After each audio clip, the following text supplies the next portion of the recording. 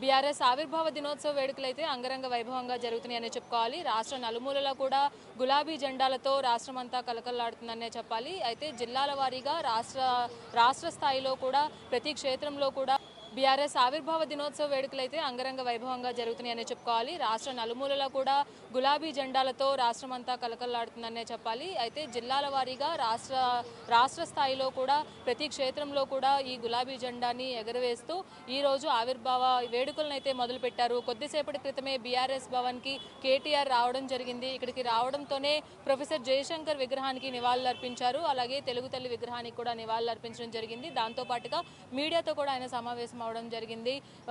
భవిష్యత్ ప్రణాళిక ఏ విధంగా ఉండబోతుంది, అలాగే నెక్స్ట్ 2028 ఎన్నికల్లో ఖచ్చితంగా బాబు ప్రభుత్వం వస్తుంది, కేసీఆర్ వస్తాడు, రేవంత్ వెళ్ళిపోతాడు అనే ధోరణిలో ఆయన మాట్లాడడం జరిగింది. అలాగే ప్రభుత్వ పాలనపై కూడా ఆయన మండిపడ్డారు. దాంతో పాటుగా కేసీఆర్ ప్రభుత్వంలో ప్రజలు సుభిక్షంగా ఉంటారు అని కూడా ఆయన పదే పదే చెప్పడం జరిగింది. దాంతో పాటుగా భవిష్యత్ ప్రణాళిక పైన కూడా ఈ రోజు కాన్సన్ట్రేట్ చేయబోతున్నారు అని చెప్తున్నారు. అయితే మరి కాసేపట్లో కేసీఆర్ కూడా బీఆర్ఎస్ భవన్కి చేరుకోనున్నారు. ఈ నేపథ్యంలోనే ఇక్కడ సెక్యూరిటీ సిబ్బంది కూడా ఇక్కడ ఏర్పాట్లను అయితే పటిష్ట భద్రతా ఏర్పాట్ల నడుమున చేస్తున్నారని చెప్పుకోవాలి.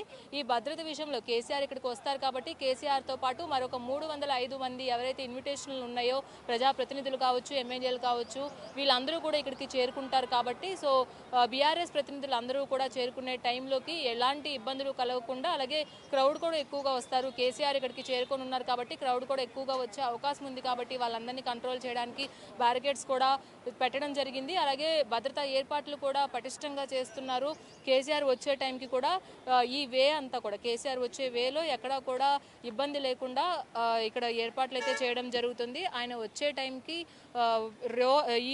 రో అంతా ఖాళీ చేస్తారు. అలాగే ఇంతకు ముందే ఈ బీఆర్ఎస్ భవన్లో ఇక్కడ ప్రజాప్రతినిధుల్ని అలాగే పార్టీని ఉద్దేశించి కేటీఆర్ కూడా కొన్ని వ్యాఖ్యలు చేయడం జరిగింది. 25 సంవత్సరాల్లో ఒక అరుదైన చరిత్ర కలిగిన పార్టీ బీఆర్ఎస్ పార్టీ, అలాగే 14 ఏళ్ల తన పోరాటంతో తెలంగాణ ప్రజలని ప్రభావితం చేస్తూ వాళ్ళని సుభిక్షంగా చూస్తూ వచ్చారు అని కూడా కేటీఆర్ చెప్పడం జరిగింది. అలాగే మెయిన్గా ఇప్పుడు కార్యకర్తలు కూడా చాలామంది లోపల డిస్కస్ చేసిన విషయం ఏంటంటే భవిష్యత్ ప్రణాళిక పైన కేసీఆర్ కొన్ని అంశాలు కీలకంగా చర్చిస్తారు. ఎక్కడెక్కడ మనం వీక్గా ఉన్నాము, అలాగే ఎక్కడెక్కడ మన పార్టీ బలోపేతంగా ఉంది, అలాగే మొన్న ఒక 4-5 రోజుల క్రితం జరిగేటువంటి జగిత్యాల బహిరంగ సభలో కూడా ప్రజల మన్నన అనేది చాలా బాగుంది. కాబట్టి ప్రతి ప్రజాప్రతినిధి కూడా ప్రజల్లో ఉండాలి. ఈ 2.5 సంవత్సరాల కాంగ్రెస్ పాలనని ఎండగడుతూ కూడా ప్రజల్ని ప్రభావితం చేయాలి. అలాగే బీఆర్ఎస్ గవర్నమెంట్ వస్తే ఖచ్చితంగా ఇచ్చిన హామీల్ని నెరవేర్చడమే కాకుండా రాష్ట్రానికి ఒక బంగారు బాట వేస్తుంది బీఆర్ఎస్ ప్రభుత్వం అనే అంశాలపైన కూడా ఆయన డిస్కస్ చేసే అవకాశం ఉంది. అలాగే ఇక్కడ కార్యకర్తలు కావచ్చు, ఉద్యమకారులు కావచ్చు, ఇటు కల్వకుంట్ల కవిత పెట్టిన పార్టీ టీఆర్ఎస్ని విమర్శించడం కూడా ఇక్కడ మనం గమనించవచ్చు. కాబట్టి కేసీఆర్ పాలనలోనే ప్రజలు బాగుంటారు. ఈ కేసీఆర్ వస్తారు ఇప్పుడు వచ్చి అంటే 2 గంటల ప్రాంతంలో బీఆర్ఎస్ భవన్కి చేరుకోనున్నారు. చేరుకున్న తర్వాత తెలుగు తల్లి విగ్రహానికి నివాళులు అర్పించి ప్రజాప్రతినిధుల్ని కలిసి ఇక్కడ ఒక మీడియా సమావేశం కూడా ఏర్పాటు చేయనున్నారు. అయితే ముఖ్యంగా కేసీఆర్ ఏ విషయాలపైన మాట్లాడనున్నారు, మెయిన్ పాయింట్స్ ఎందుకు ఏమేం మాట్లాడతారు అనే అంశాలపైన ఇప్పుడు ఉత్కంఠ నెలకొందనే చెప్పుకోవాలి. దాంతోపాటుగా భారీ బందోబస్తు కూడా ఇక్కడ ఏర్పాటు చేశారు. మనం చూసుకున్నట్లయితే బీఆర్ఎస్ గేట్ వద్దన హై సెక్యూరిటీతో లోపలికి వెళ్ళే ప్రతి వ్యక్తి దగ్గర ఇన్విటేషన్ ఉందా లేదా అని చెక్ చేసి మరి లోపలికి పంపిస్తున్న పరిస్థితి కనిపిస్తుంది. ఎందుకంటే ఈ ఎండ తీవ్రతని దృష్టిలో ఉంచుకొని ఇక్కడ ప్లీనరీకి మాత్రమే కుదించడం జరిగింది. దాంతోపాటుగా ఈ ప్లీనరీకి కూడా ఎక్కువ మందిని అలౌ చేయట్లేదు. కేవలం 305 మందితోనే ఇక్కడ సమావేశం కానున్నారు పార్టీ ప్రజాప్రతినిధులతో. కాబట్టి ఎవరికైతే ఇన్విటేషన్లు ఉన్నాయో వాళ్ళు మాత్రమే లోపలికి రావాల్సిందిగా ఆల్రెడీ నిన్న కేటీఆర్ టెలికాన్ఫరెన్స్లో ఆయన వెల్లడించడం జరిగింది. కాబట్టి దానికి అనుగుణంగానే ఇక్కడికి వచ్చే ప్రతి ఒక్కరు కూడా ఇన్విటేషన్ ఉన్న వాళ్ళు మాత్రమే ఇక్కడికి రావాల్సిందిగా కూడా ఇంతకుముందు కేటీఆర్ చెప్పడం జరిగింది. ఆ ఇన్విటేషన్ చూపిస్తేనే లోపలికి పంపిస్తున్న పరిస్థితి అయితే కనిపిస్తుంది.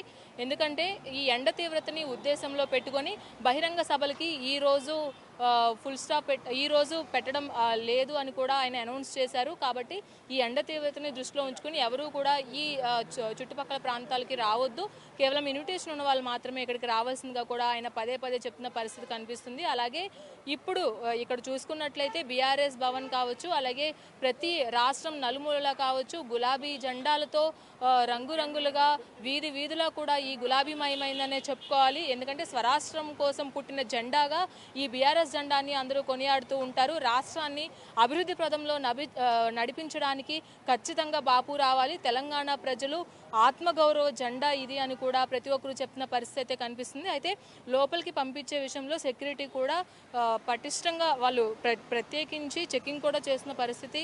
అలాగే ఇప్పుడు మరి కాసేపట్లో కేసీఆర్ కూడా ఇక్కడికి చేరుకొని ఉన్నారు. కాబట్టి కేసీఆర్ వచ్చే టైంకి ఇక్కడ ఏర్పాట్లు కూడా మరింత అంగరంగ వైభవంగా చేస్తున్నారని చెప్పుకోవాలి. ఆల్రెడీ రెడ్ కార్పెట్ కావచ్చు ఇవన్నీ కూడా ఇక్కడికి ఏర్పాటు చేశారు. అలాగే వచ్చే ప్రతి ఒక్కరికి కూడా ఇక్కడ ఫెసిలిటీస్కి ఎలాంటి ఇబ్బంది లేకుండా కూడా వాళ్ళు చూసుకుంటున్న పరిస్థితి కనిపిస్తుంది. మెయిన్గా ఈ సెక్యూరిటీ విషయంలో అయితే అత్యంత జాగ్రత్త తీసుకుంటున్నారు. ఆల్రెడీ ఇక్కడ ఇది మెయిన్ ఒక రూట్ కాబట్టి ఇటు జూబ్లీ హిల్స్కి వెళ్ళడానికి కావచ్చు, ఇటు మాదాపూర్కి వెళ్ళడానికి కావచ్చు, ఇది ఒక మెయిన్ రూట్ కాబట్టి కేసీఆర్ ఇక్కడికి వస్తున్నారంటే ఖచ్చితంగా బ్లాక్ అయ్యే అవకాశం ఉంది. కాబట్టి ఈ రూట్లో ఎలాంటి బ్లాకులు లేకుండా ట్రాఫిక్ అనేది జామ్ అవ్వకుండా ఎప్పటికప్పుడు కూడా ట్రాఫిక్ నియంత్రణ కూడా ఇక్కడ పోలీస్ అధికారులు ట్రాఫిక్ సిబ్బంది కూడా తీసుకుంటున్న పరిస్థితి అయితే కనిపిస్తుంది. కాబట్టి 2 గంటల ప్రాంతంలో బీఆర్ఎస్ భవన్కి బాపు చేరుకొని ఉన్నారు. బాపు వచ్చిన తర్వాత ఏం మాట్లాడతారు, కల్వకుంట్ల కవిత పెట్టిన పార్టీ గురించి పదే పదే వస్తున్న విమర్శలు కావచ్చు, అలాగే టీఆర్ఎస్ని కాపీ కొట్టి ఇప్పుడు ఆవిడ పార్టీగా చెప్పుకోవడం కావచ్చు,